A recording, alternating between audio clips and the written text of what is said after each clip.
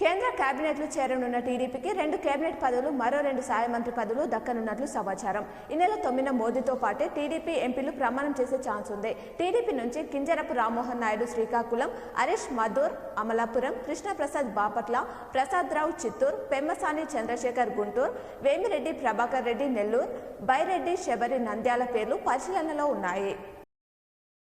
వరంగల్, ఖమ్మం, నల్గొండ పట్టభద్రుల ఎమ్మెల్సీ ఉప ఎన్నిక తొలి ప్రాధాన్యత ఓట్ల లెక్కింపు పూర్తయింది. కాంగ్రెస్ అభ్యర్థి తీన్మార్ మల్లన్నకు 1,22,213, బీఆర్ఎస్ అభ్యర్థి రాకేష్ రెడ్డికి 1,04,248, బీజేపీ అభ్యర్థి ప్రేమేందర్ రెడ్డికి 43,313, స్వతంత్ర అభ్యర్థి అశోక్ కుమార్కు 29,697 తొలి ప్రాధాన్యత ఓట్లు వచ్చాయి. వీటిలో తీన్మార్ మల్లన్నకు 18,565 ఓట్ల ఆధిక్యం దక్కింది. రాష్ట్రంలో టీచర్ల ప్రమోషన్లు, ట్రాన్స్ఫర్లకు సంబంధించిన షెడ్యూల్ నేడు రేపు విడుదలయ్యే అవకాశం ఉంది. ప్రస్తుతం విద్యాశాఖ బాధ్యతలు చూసుకుంటున్న సీఎం రేవంత్ రెడ్డి ఈ పదోన్నతులకు గ్రీన్ సిగ్నల్ ఇవ్వడమే ఆలస్యం.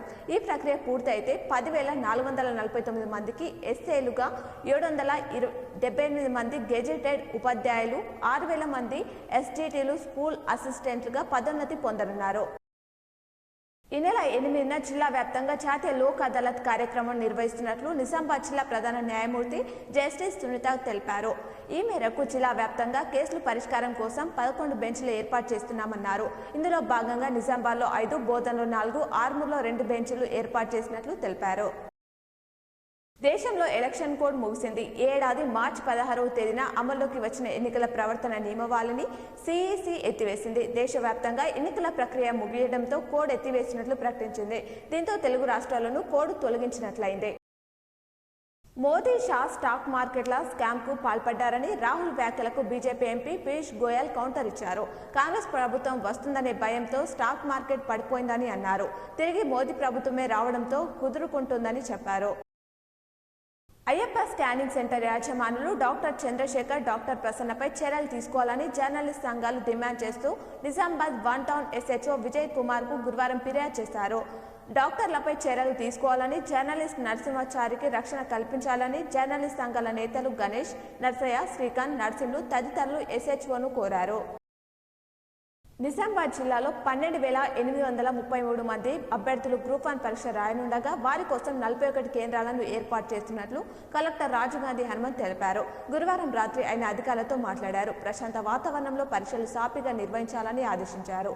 చీఫ్ సూపరింటెండెంట్లు, డిపార్ట్మెంటల్ అధికారులు, ఇన్విజిలేటర్లు, రూట్ ఆఫీసర్లకు పరీక్షల నిర్వహణ విధులపై అవగాహన ఉండాలన్నారు. కేంద్ర కేబినెట్ కూర్పుపై ఉత్కంఠ నేపథ్యంలో నేడు ఎన్డీఏ ఎంపీల భేటీ ప్రాధాన్యత సంతరించుకుంది. ఈ సమావేశం కోసం టీడీపీ అధినేత చంద్రబాబు ఇప్పటికే అస్థినాకు చేరుకున్నారు. మోదీ నాయకత్వాన్ని సమర్థిస్తూ ఎంపీలంతా ఏకగ్రీవ తీర్మానం చేరున్నారు. ఈ నెల 9న సాయంత్రం 6 గంటలకు మోదీ ప్రమాణ స్వీకారానికి ఏర్పాట్లు చకచకా జరుగుతున్నాయి.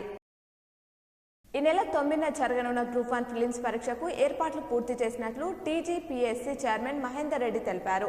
31 జిల్లాలో 897 కేంద్రాలను సిద్ధం చేశామన్నారు. ఎగ్జామ్స్ ను సజావుగా నిర్వహించేందుకు ప్రతి జిల్లాకు ఒక అడిషనల్ కలెక్టర్తో పాటు ఓ ఉన్నతాధికారిని నియమించామన్నారు. అభ్యర్థుల బయోమెట్రిక్ కోసం ఇన్విజిలేటర్లకు శిక్షణ ఇచ్చామని పేర్కొన్నారు.